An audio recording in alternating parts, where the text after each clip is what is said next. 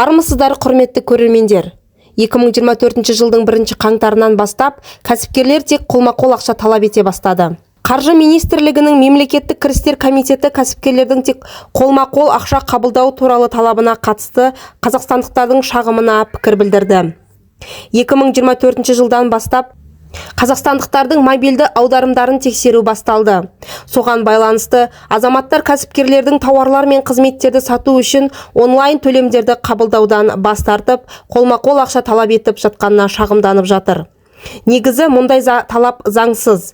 Төлемді қабылдаудан бас тарту заңсыз болып табылады. Өйткені төлемдер және төлем жүйелері туралы Қазақстан Республикасы заңының нормаларында төлемнің әртүрлі тәсілдері көзделген.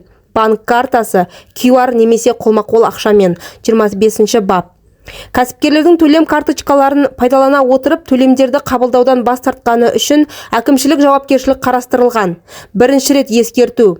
Қайталап бұзған жағдайда 40 айлық есептік көрсеткіш немесе 147.680 теңге көлемінде айыппұл деп жауап берді мемлекеттік кірістер комитеті баспасөз қызметі.